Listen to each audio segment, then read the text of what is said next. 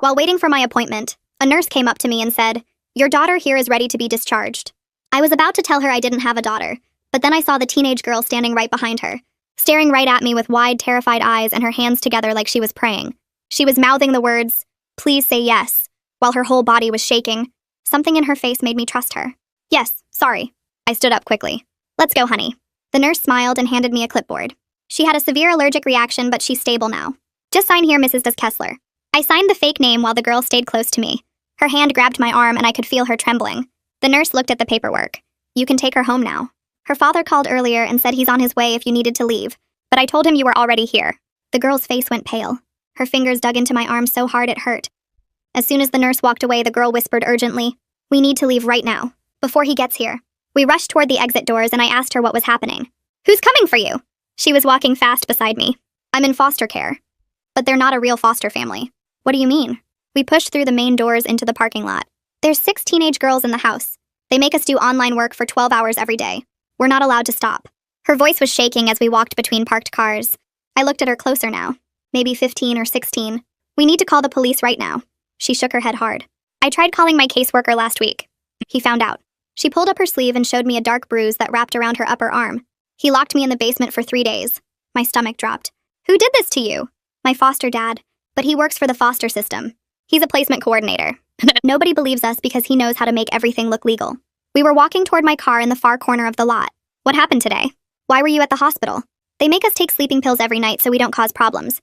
But I'm allergic to something in them. My throat started closing up this morning, so they had to bring me here. I gave them a fake name, and when I saw you in the waiting room, I just took a chance. I pointed at you and said you were my mom." That was smart thinking. I fumbled for my car keys in my purse. The girl suddenly stopped walking.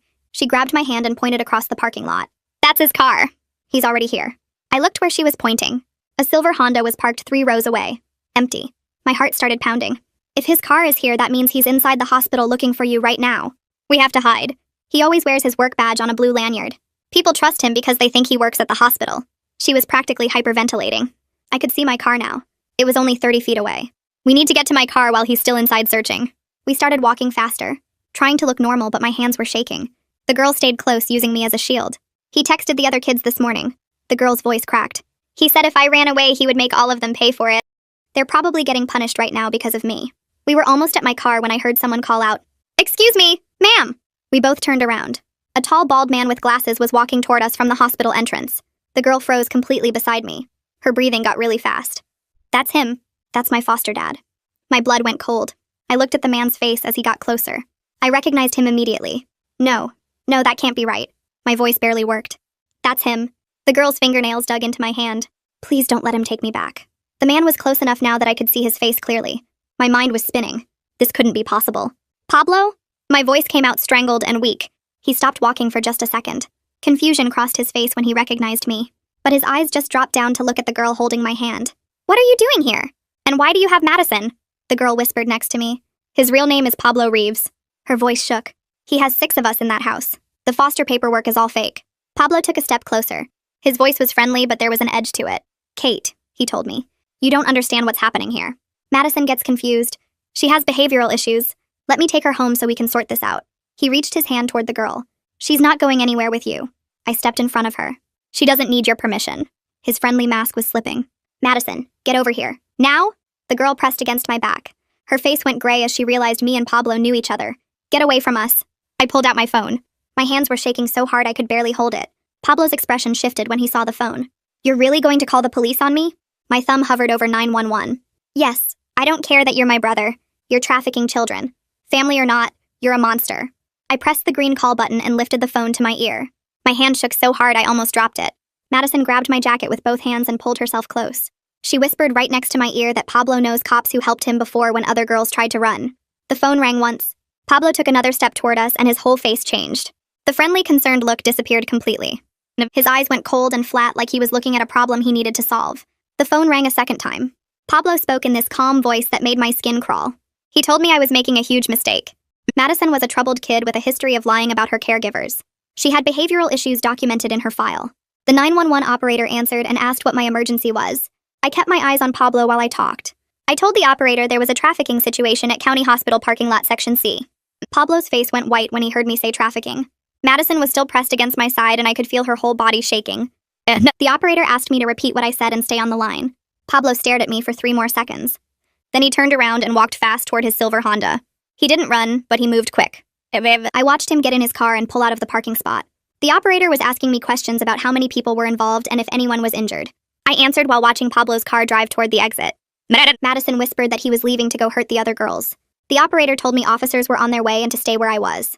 4 minutes later, 2 police cars pulled into the lot with their lights on but no sirens. The officers got out and walked toward us. I put my phone away and stood up straighter. Madison moved behind me and grabbed the back of my shirt. One officer was older with gray hair and the other was younger, maybe 30. The older officer asked what was going on.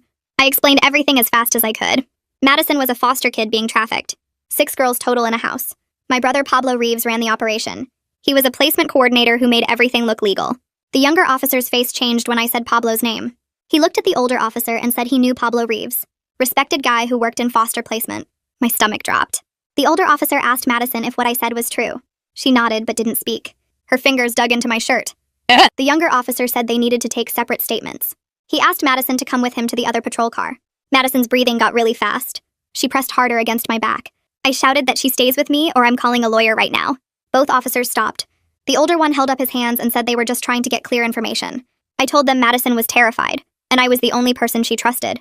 They could ask questions with both of us together, or we weren't cooperating. The officers looked at each other. The younger one shrugged. They spent 20 minutes asking us questions in the parking lot. Madison answered in a quiet voice while holding my hand. She told them about the house and the other girls and the online work. The officers wrote everything down. Then the older officer said they needed to take Madison to the station for a formal interview. I said I was coming with her. The officer said that wasn't standard procedure. I told him I didn't care about procedure. Madison identified me as her mother at the hospital. I was the adult responsible for her, and I wasn't letting her go anywhere alone. The younger officer said it would actually be helpful to have me there since Madison was clearly more comfortable. We all got in our cars and drove to the police station. The whole drive I watched Madison in my rearview mirror sitting in the back of the patrol car. She looked so small. At the station, they took us to a plain room with a table and chairs. The walls were gray and there was a camera in the corner. A detective came in about 10 minutes later. He was maybe 40 with dark hair and tired eyes. He introduced himself as Detective Santos. His voice was serious but not mean. He sat down across from us and asked Madison to tell him everything from the beginning. Madison's voice shook while she talked. She described all 6 girls and the 12-hour shifts doing online work, the sleeping pills they had to take, the basement where Pablo locked her for 3 days. Detective Santos wrote notes and asked questions. He wanted to know the exact address of the house, the layout of the rooms, the other girls' names. Madison knew everything. Tiana was 17 and the oldest. Larissa had been there the longest at 16. She named the other 3 girls too. Santos asked about Pablo's daily routine. When he left for work, when he came home, if anyone else came to the house. Madison answered every question with specific details. Her hands shook the whole time. Detective Santos leaned back in his chair. His expression had changed from skeptical to concerned. He said this needed immediate investigation. He asked Madison about the online work she mentioned. She looked down at the table. She said they did content creation for 12 hours every day. She wouldn't say what kind of content. Pablo collected all the money they made. He charged them for food and clothes and everything else, so they never had any money of their own. Detective Santos asked how much money. Madison said she didn't know the total, but Pablo showed them spreadsheets sometimes. Thousands of dollars every month. Her whole body was shaking now. Santos got up and brought her a cup of water and a blanket from somewhere. She wrapped it around her shoulders. He asked more questions about the sleeping pills and the allergic reaction. Madison explained they took pills every night so they wouldn't cause problems. She was allergic to something in them. This morning her throat closed up and Pablo had to take her to the hospital. She gave them a fake name. When she saw me in the waiting room, she took a chance and said I was her mom. Detective Santos nodded and wrote more notes. He asked about the basement punishment. Madison pulled up her sleeve again and showed the dark bruise. She said Pablo locked her down there for 3 days last week because she tried to call her caseworker. No food, no bathroom, just darkness. Her voice broke when she said it. Santos put down his pen. He said he needed to make some calls and he'd be right back. He left the room. Madison started crying. Real crying with her shoulders shaking and tears running down her face. I held her hand and told her she was safe now. She kept saying she was sorry. Sorry for getting me involved. Sorry for ruining my life. She understood if I wanted to leave now that I knew it was my own brother. I squeezed her hand harder. I told her she had nothing to be sorry for. Pablo was the one who should be sorry.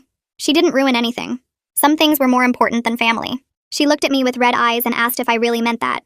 I said yes. I wasn't going anywhere. Madison looked up at me with red, puffy eyes.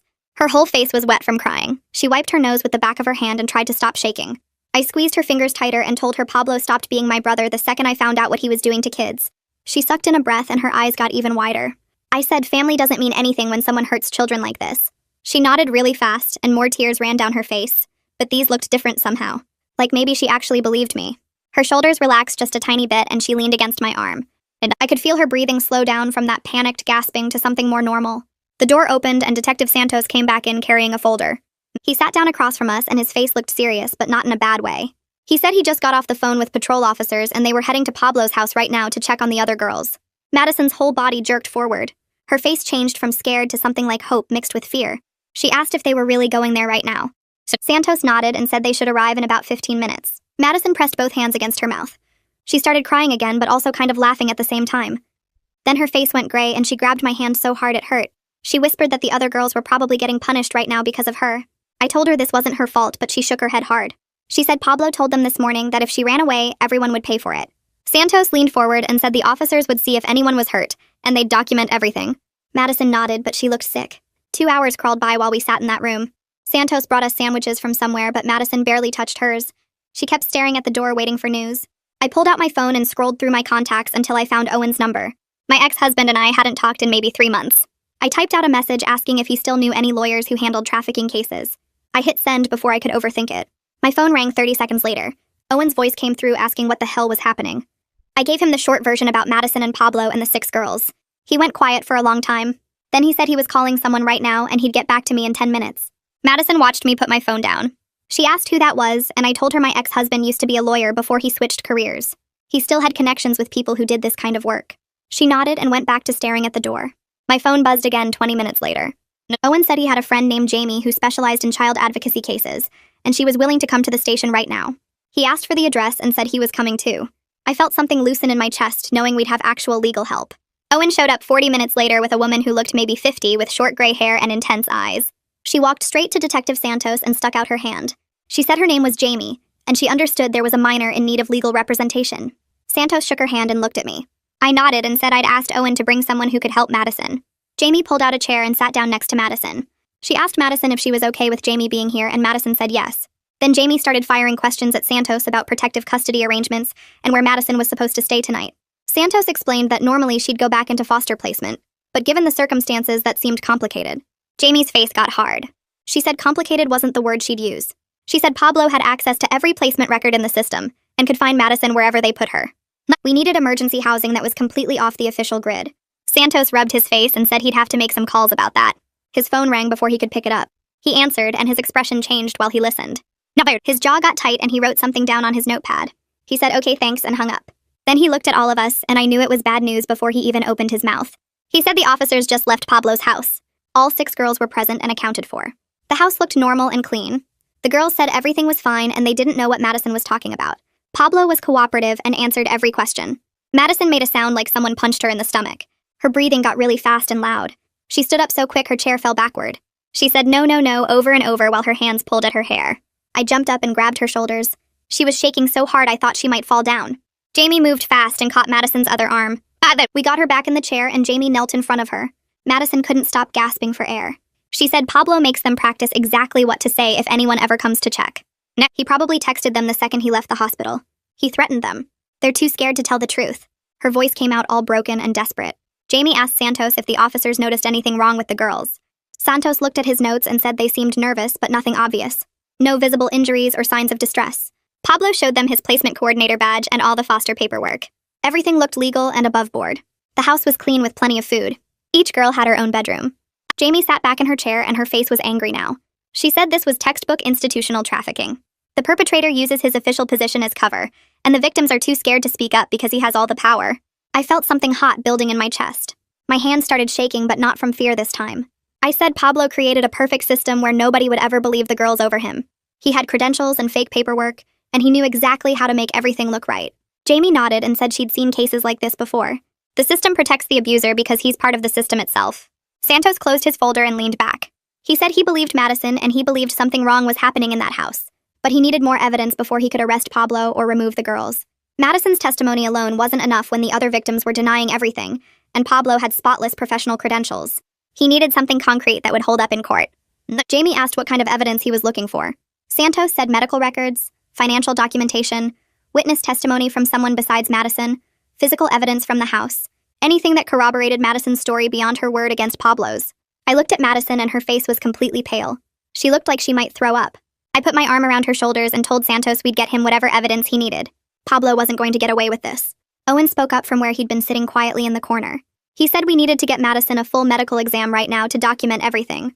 Not just the allergic reaction, but any other signs of what Pablo had done to her. Jamie nodded immediately and said that was smart thinking because it would create an official paper trail that Pablo couldn't dispute. She explained that medical evidence might reveal things Madison hadn't even mentioned yet, because sometimes victims don't realize certain injuries or symptoms are connected to their abuse. Detective Santos agreed and said he could arrange for a forensic nurse examiner at a different hospital across town where Pablo had no connections or influence. Madison looked scared when they mentioned another hospital, but I squeezed her hand and told her this was important. We needed proof that would hold up in court. She nodded slowly and whispered, "Okay." Within 20 minutes, we were in Owen's car driving to County Hospital on the other side of the city. Madison sat in the back seat staring out the window and picking at her fingernails. I could see her hands shaking every time we stopped at a red light. Jamie followed in her own car and met us in the emergency room entrance. She had already called ahead, and a forensic nurse examiner was waiting for us in a private examination room. The nurse introduced herself and explained to Madison exactly what the exam would involve. She would document any bruises, injuries, or signs of malnutrition. She would photograph everything and write a detailed report. Madison's eyes filled with tears, but she agreed. The nurse asked me to wait outside during the examination, because it needed to be conducted without any potential influence from adults. Jamie stayed with Madison as her advocate while Owen and I sat in the waiting room. My hands wouldn't stop shaking. I pulled out my phone and stared at it for a long time before I finally worked up the courage to call my parents. They needed to hear this from me before Pablo got to them with his version of events. My father, Bo, answered on the third ring. I could hear the television in the background. I told him I needed to talk to him about something serious involving Pablo. His voice immediately got tense and he asked what was going on. I explained that I was at a hospital with a teenage girl who had escaped from Pablo's foster house. I told him Pablo was trafficking children and I had reported him to the police. The silence on the other end lasted so long I thought the call had dropped. Then my father exploded. His voice got loud and angry as he demanded to know what I was talking about. He said I must be confused or mistaken because Pablo would never do something like that. I tried to explain about Madison and the other 5 girls, but he cut me off. He said I was manipulated by a troubled teenager who probably had behavioral problems. He demanded I bring this girl back to Pablo immediately and stop causing problems for the family. My chest got tight and I could barely breathe. I told him I saw Pablo at the hospital myself trying to take Madison. I explained that she had physical evidence of abuse and that a forensic nurse was examining her right now. My father's voice got even angrier. He said foster kids often come from bad situations and have injuries from previous placements. He accused me of jumping to conclusions about my own brother, without knowing the full story. He said Pablo had dedicated his career to helping troubled youth, and I was destroying his reputation with false accusations. I felt sick to my stomach. I asked him why he was so quick to defend Pablo without even listening to what I was telling him. He said because Pablo was his son, and he knew him better than some random teenager I'd just met. The conversation went in circles for another 5 minutes with him refusing to believe anything I said. Finally, he told me I needed to think very carefully about what I was doing to the family reputation. He said he was calling Pablo right now to get his side of the story. Then he hung up on me. I sat there staring at my phone feeling like I might throw up. Owen put his hand on my shoulder and asked if I was okay. I shook my head because I wasn't okay. My own father had just chosen Pablo over the truth. He was going to side with my brother no matter what evidence I showed him. 40 minutes later, Madison came out of the examination room looking completely exhausted. Her eyes were red from crying, and she walked slowly like every step hurt. The forensic nurse pulled Jamie aside and they talked in low voices for several minutes. I watched Jamie's face get more and more serious as the nurse showed her a tablet with photos and documentation. Jamie's jaw clenched and her hands formed fists at her sides. When they finished talking, Jamie came over to where Owen and I were sitting. Her expression was grim. She told us the medical exam had found signs of long-term sleep deprivation, including dark circles, delayed reflexes, and cognitive fog. Madison had repetitive strain injuries in her hands and wrists, consistent with constant computer work for extended periods. There were multiple bruises in various stages of healing that showed a pattern of being struck with objects, rather than accidental injuries. The nurse had also found evidence of malnutrition with Madison's weight significantly below healthy range for her age and height. Jamie said the allergic reaction to the sleeping pills could have been fatal if Madison hadn't gotten to the hospital when she did. Her throat had been closing and another 30 minutes might have been too late. I felt rage building in my chest as Jamie described each finding. This was so much worse than what Madison had initially told us. Detective Santos called while we were still at the hospital, and Jamie filled him in on the medical evidence. I could hear his voice through the phone sounding excited. He said this gave him enough for an emergency warrant to seize Pablo's computers and financial records. He explained it would take a few days to execute the warrant, but now they had legal grounds to dig deeper into Pablo's operation. When Jamie hung up, she looked at Madison and asked where she was supposed to stay tonight. The foster placement system was obviously compromised since Pablo had access to all those records. I wasn't an approved guardian, so technically Madison couldn't stay with me. Jamie thought for a moment, then said, Madison should stay with me informally while she filed emergency custody paperwork first thing in the morning. It wasn't exactly legal, but it was safer than putting Madison back into a system that Pablo could manipulate. Owen pulled Jamie aside while Madison was getting her jacket and offered to stay at my apartment with us. He said Pablo might try to show up, and it would be better if there was someone else there besides just me and Madison. I felt relief wash over me because I was actually scared Pablo knew where I lived. Jamie thought it was a good idea and said she would start the emergency guardianship paperwork first thing in the morning. We left the hospital around 11:30 and drove across town to my apartment. Madison sat in the back seat staring out the window without saying anything. Owen followed us in his car. The streets were mostly empty, and I kept checking my rearview mirror to make sure Pablo wasn't following us. My hands were shaking on the steering wheel. We pulled into my apartment complex parking lot just before midnight. Owen parked next to us and helped carry Madison's things inside. She didn't have any belongings with her since she escaped from the hospital wearing just the clothes she had on. I gave her some of my old pajamas and set her up in my guest room with clean sheets and extra blankets. She kept saying thank you over and over. She apologized for ruining my life and causing problems with my family. I sat on the edge of the bed and told her she had nothing to be sorry for. I said she was safe now, and that was all that mattered. She looked at me with tears in her eyes and nodded. Owen made himself comfortable on my couch with a pillow and blanket. I went to my bedroom but couldn't fall asleep. I lay there in the dark thinking about the 5 other girls still trapped in Pablo's house. They were probably getting punished right now because Madison escaped. Pablo would be angry and taking it out on them. I kept thinking about my brother and trying to remember him as a kid. We used to play together in the backyard. He taught me how to ride a bike. I couldn't understand how that person turned into someone who would hurt children. My brain couldn't make those 2 versions of Pablo fit together. I finally fell asleep around 4 in the morning and woke up 3 hours later when my phone rang. It was Jamie calling. She told me she was filing for emergency guardianship on my behalf that morning. She explained it would give me legal authority to make decisions for Madison. The hearing was scheduled for 3 days from now. I thanked her and hung up. Then Detective Santos called 20 minutes later. He said Pablo had hired an expensive defense attorney overnight. The lawyer was already claiming Madison had a documented history of behavioral problems and false accusations against previous foster families. My stomach dropped when I heard this. I realized Pablo had been preparing for this possibility. He had fake paperwork ready to discredit Madison before she even escaped. Detective Santos said they would need strong evidence to counter Pablo's defense strategy. I felt my hopes starting to sink. Madison came out of the guest room and heard me talking on the phone. She asked what was wrong. I told her about Pablo's lawyer and the fake behavioral reports. Her face went pale. She sat down at my kitchen table and explained that Pablo kept detailed files on all 6 girls. He created fake behavioral reports documenting made-up problems and incidents. He used these files to discredit them if they ever tried to report him. It made them look like troubled kids who couldn't be trusted. She said Pablo had been building these files for months. Owen came over from the couch and listened to Madison explain Pablo's system. He suggested we try to contact the other 5 girls directly. Maybe one of them would be willing to talk now that Madison was safely out. Jamie called back and warned that contacting the girls could be considered interference with the investigation. But Detective Santos said if the girls reached out to us voluntarily, that would be different. Madison remembered an email address that one of the girls named Tiana had memorized before Pablo took their phones away. Tiana was the oldest girl at 17. I created a new email account using a fake name so Pablo couldn't trace it. Madison helped me write a message to Tiana. We explained that Madison was safe and staying with someone who wanted to help. We asked if Tiana wanted help getting out too. We sent the email around 9 in the morning. Then we waited. 6 hours passed with no response. I started thinking Pablo had already changed all their passwords or blocked their access somehow. Madison kept checking my phone every few minutes looking for a reply. Owen ordered pizza for lunch, but none of us ate much. I was staring at my phone when it finally buzzed at 3:15. A new email from an account I didn't recognize. The message said this is Tiana and that he took their phones, but she was on a computer at the public library. She said she was scared. My hand started shaking as I read it. Madison grabbed my arm and read over my shoulder. I typed back immediately asking if she was safe right now. She replied that she had to sign out a library computer for 1 hour, and Pablo thought she was at a school study group. We emailed back and forth for the next 20 minutes. Tiana confirmed everything Madison had told us about the house and the online work. She added that Pablo threatened all of them this morning. He said if anyone tried to leave, he would report them as runaways. That would send them to juvenile detention because they had no other family. Tiana said the younger girls were too scared to even think about escaping now. She asked if Madison was really okay, and if we could actually help them get out. I told her yes, and that we had a lawyer and detective working on the case. Then Tiana's messages stopped coming. Madison said her library hour must have ended. We sat there staring at my phone, hoping she would log back on, but nothing came through. I forwarded Tiana's last message to Detective Santos right away and called him. He picked up on the second ring, and I explained that we'd been emailing with another girl from Pablo's house who confirmed everything Madison said. Detective Santos asked me to send him screenshots of the entire conversation and said this was exactly what they needed. A second victim willing to talk changed everything. He asked if Tiana could come to the police station tomorrow during her school lunch period when Pablo wouldn't be monitoring her. I told him I'd email her back and ask. Madison was sitting next to me on the couch looking hopeful for the first time in days.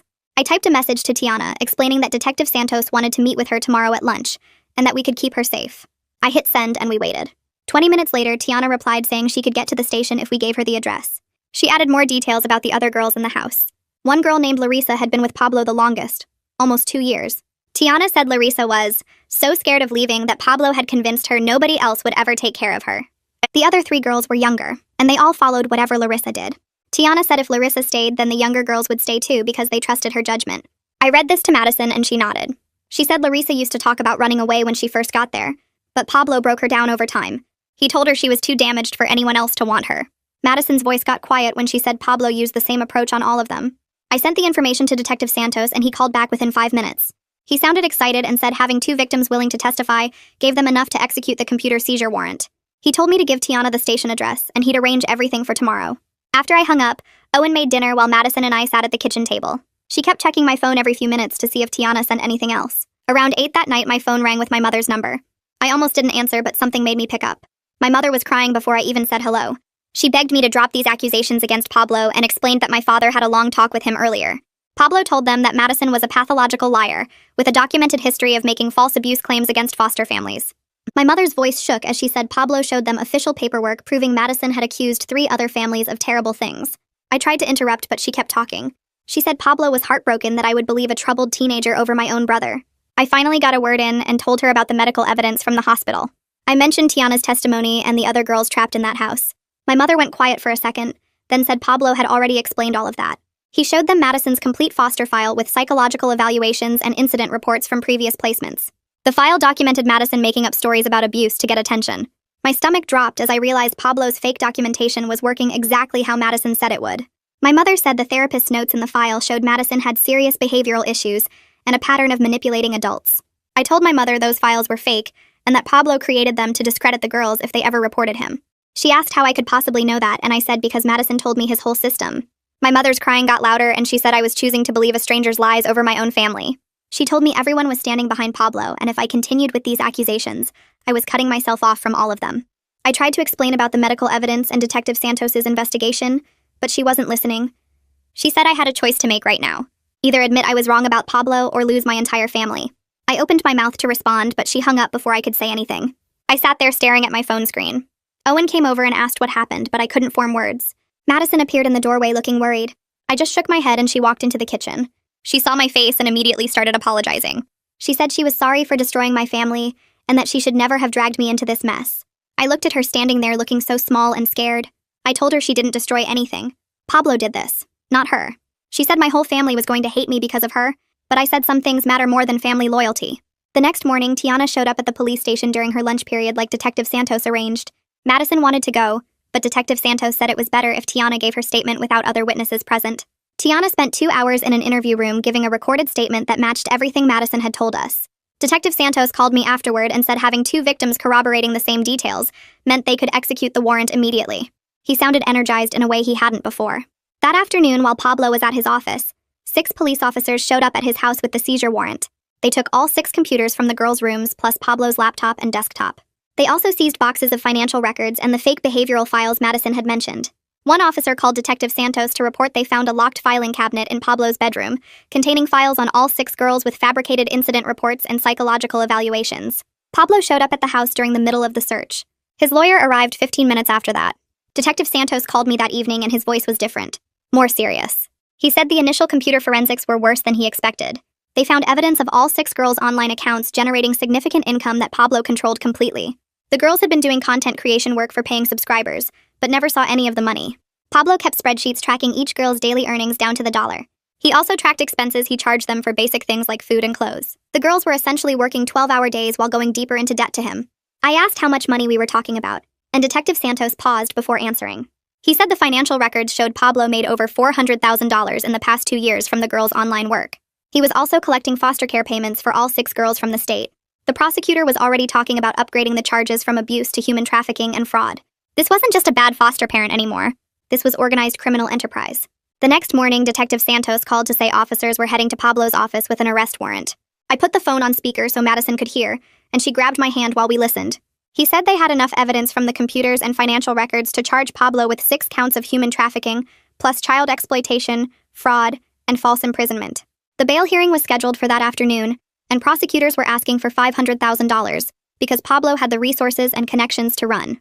Madison started crying when she heard the amount because she said Pablo's parents had money and would probably pay it. I told her even if they did, Pablo wouldn't be able to come near her because of the protection order.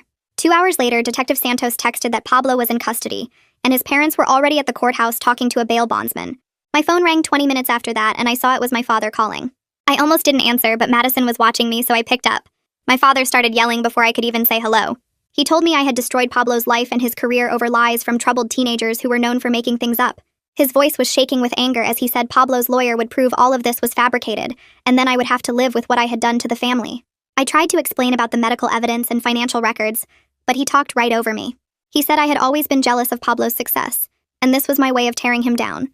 I felt my own anger rising and told him I had medical documentation of abuse, financial records showing $400,000 in stolen earnings, and 2 victims willing to testify under oath. My father went quiet for a second, and then said Pablo's lawyer already explained how all of that evidence could be misinterpreted by people who wanted to believe the worst. He said the bruises could be from anything. The money was legitimate income Pablo earned through his consulting business, and troubled foster kids often made up stories for attention. I asked him if he really believed that, or if he was just protecting Pablo because he couldn't accept the truth. He told me not to contact him or my mother again, until I was ready to apologize to Pablo for what I had put him through. The line went dead and I sat there staring at my phone. Madison asked if I was okay and I lied and said yes. 3 days later, Detective Santos called with news that Child Protective Services was finally removing the other 5 girls from Pablo's house. I asked if they could stay together, but he said they were being placed in separate emergency foster homes across the county. When I told Madison, she looked like I had hit her. She said those girls were all each other had, and now they were being split up because of her. I tried to explain it wasn't her fault, but she just shook her head and went to her room. Jamie came over that evening to check on us, and I asked her why the girls couldn't stay together when they needed each other for support. She sat down at my kitchen table and explained that separating them was standard procedure in trafficking cases. Pablo's lawyer would argue the girls coordinated their testimony if they stayed in contact, so prosecutors needed them apart temporarily to prove their stories matched independently. I said it felt cruel to punish victims by isolating them from their only support system. Jamie agreed it was terrible, but said it was the only way to build a case strong enough that Pablo couldn't walk free. The next morning, a social worker named Katya Nakamura showed up at my apartment to interview Madison. She had a clipboard and a cold expression that made me uncomfortable immediately. Madison sat on the couch looking small and scared while Katya asked her questions. But the questions felt wrong from the start. Katya kept asking if I had coached Madison on what to say to police, and whether Madison might be exaggerating things for attention. She asked if Madison understood the serious consequences of making false accusations against someone in Pablo's position. Madison's hands were shaking as she tried to answer, and I could see her shutting down the way she did when she felt unsafe. I interrupted and asked Katya why she was interrogating the victim, instead of investigating how Pablo had operated a trafficking ring under the foster system's nose for years. Katya looked at me with this annoyed expression, and said Pablo had an exemplary record with the department, and this situation was highly unusual. She said it was her job to determine if the allegations were credible, or if Madison had behavioral issues that might explain her claims. And I felt my temper snap and told her to get out of my apartment. Katya stood up slowly and said she would be filing a report about my hostile and uncooperative behavior. As soon as she left, I called Jamie and explained what happened.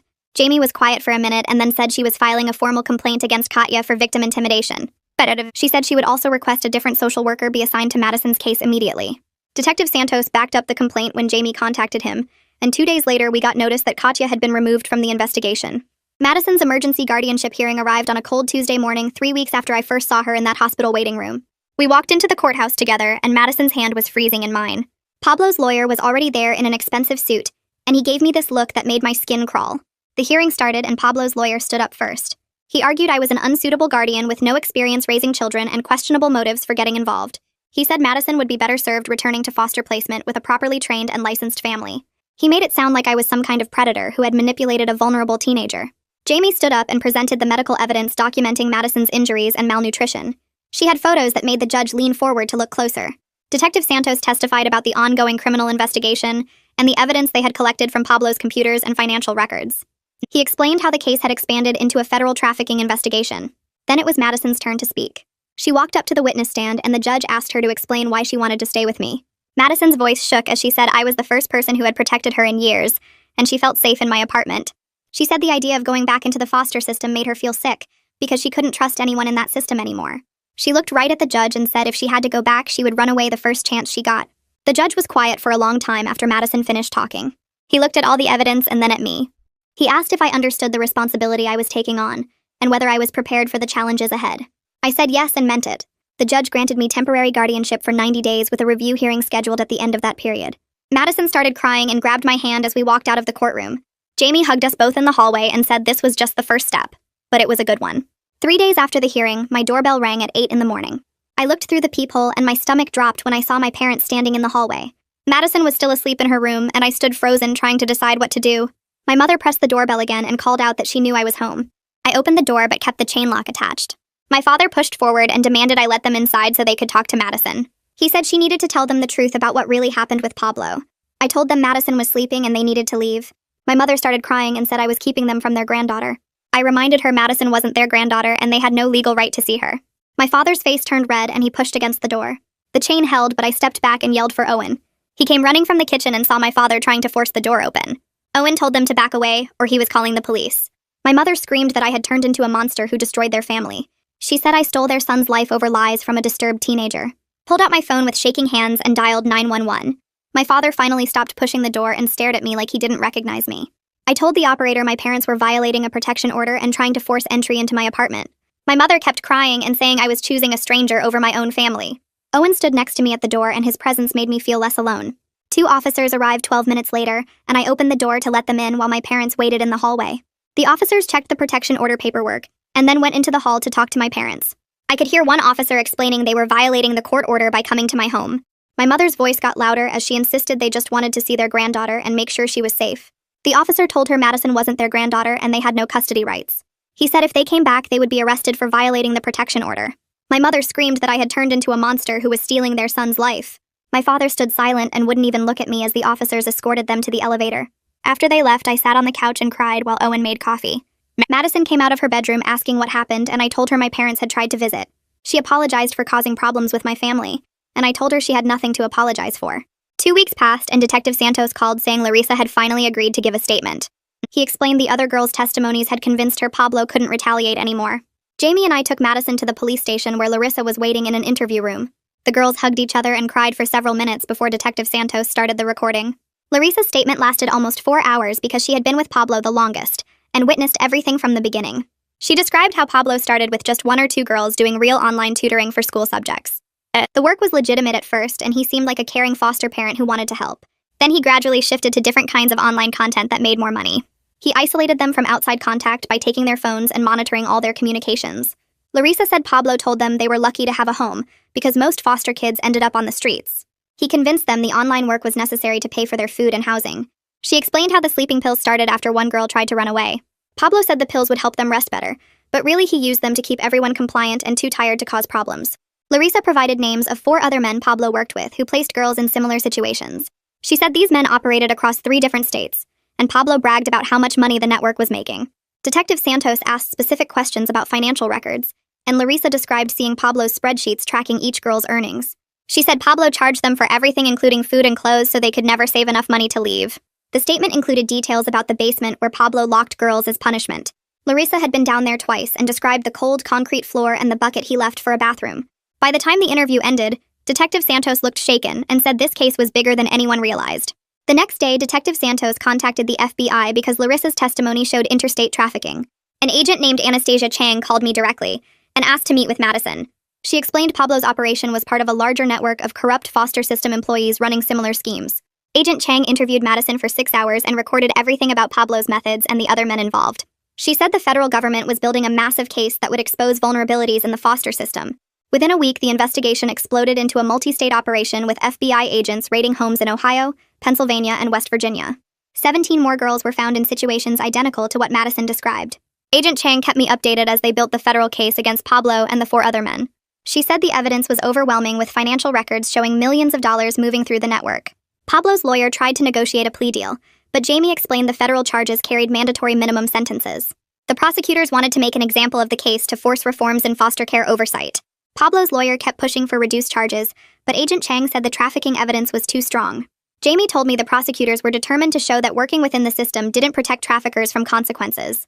The legal process dragged on for weeks with constant motions and hearings. Madison had to testify before a grand jury, which terrified her, but she did it anyway. I sat outside the courtroom while she gave her testimony and held her hand when she came out crying. 3 months after Madison escaped from the hospital, Pablo stood in federal court and pleaded guilty to all charges. The judge sentenced him to 28 years in federal prison with no possibility of early release. The 4 other men in the network received similar sentences ranging from 22 to 30 years. Agent Chang called to tell me they had rescued 17 more girls from various locations and shut down the entire trafficking network. She said Madison's bravery in that hospital parking lot had saved dozens of lives. I cried when I hung up the phone because the reality of what could have happened to Madison finally hit me. If she hadn't pointed at me in that waiting room, she would still be trapped in Pablo's house or worse. The 5 other girls from Pablo's house were placed in separate foster homes across the county. Jamie explained they needed different placements to prevent any appearance of coordinating testimony. Madison asked constantly about Tiana and Larissa and whether they were safe. Their therapists arranged supervised video calls twice a month so the girls could stay connected. I sat with Madison during the first call and watched her face light up when she saw Tiana on the screen. They talked about their new schools and their therapy sessions. Larissa joined the call and told Madison she was learning to play guitar in her new placement. All 3 girls struggled with trust issues and anxiety, but they were slowly adjusting. Madison's therapist said maintaining these connections was important for their recovery, even though they couldn't see each other in person yet. My parents sent an email through their lawyer 6 weeks after Pablo's sentencing. The message acknowledged that Pablo had confessed to everything and asked if I would be willing to meet with them to talk. I read the email 3 times trying to figure out how I felt. Part of me wanted to see them and try to rebuild some kind of relationship, but most of me felt angry that it took a confession and a 28-year sentence for them to believe me. I wrote back through Jamie saying I needed more time to process everything that happened. I told them I wasn't ready to meet yet and didn't know when I would be. My mother responded asking if Madison would be willing to meet them instead. I deleted that email without answering because Madison had enough to deal with without my parents trying to insert themselves into her life. Madison started therapy twice a week with a specialist in trafficking trauma. She enrolled in online school because regular classrooms triggered her anxiety too badly. The thought of being in a room with other teenagers made her panic. Her therapist said this was normal and they would work toward regular school when Madison felt ready. Some days were good and Madison seemed almost like a regular teenager watching movies and talking about music. Other days she barely left her room and I could hear her crying through the door. She had nightmares most nights and would wake up screaming. The sleeping pills Pablo forced on her had created an association between sleep and danger. Her therapist prescribed different medication to help, but Madison was terrified to take anything. I sat with her every night until she fell asleep and left my bedroom door open so she could come get me if she had a nightmare. Progress was slow, but the therapist said Madison was doing better than most trafficking survivors at this stage. I watched her slowly start to trust that she was really safe, and that nobody was going to take her back. Some mornings she came into the kitchen smiling, and those moments made everything worth it. 6 months after that morning, Jamie filed the paperwork for permanent guardianship, and we showed up at the courthouse on a Tuesday. Madison wore a blue dress she picked out herself and kept smoothing down the fabric with her hands. The judge reviewed all the documents, including letters from Madison's therapist and Detective Santos, about how well she was doing in my care. Jamie presented the case explaining how Madison came to live with me and why permanent guardianship served her best interests. The judge asked Madison directly if this was what she wanted, and Madison nodded, so hard I thought her neck might hurt. Her voice came out quiet, but clear when she said yes, she wanted to stay with me. The judge signed the order right there, making it official, and Madison grabbed my hand so tight. Tears ran down her face, but she was smiling bigger than I'd ever seen. We walked out of that courthouse and she kept saying thank you over and over until I told her she didn't need to thank me for anything. A year went by faster than I expected, and Madison kept getting better bit by bit. Her therapist said she was making real progress working through everything that happened. Madison started talking about maybe trying regular school next fall instead of online classes, which felt like a huge step. I started a support group for people like me who were guardians of trafficking survivors, because I kept meeting others who needed help figuring things out. Tiana's new foster mom joined the group last month. Felt good knowing those girls were still connected somehow. My parents called sometimes, and the conversations were short and uncomfortable, but at least they were trying. Madison told me one night that I made the right choice that day in the hospital parking lot, and hearing her say that made my chest feel tight. Some days were still really hard when Madison had nightmares or couldn't get out of bed. But we were building something real together, and watching her slowly start trusting the world again made every single sacrifice worth it.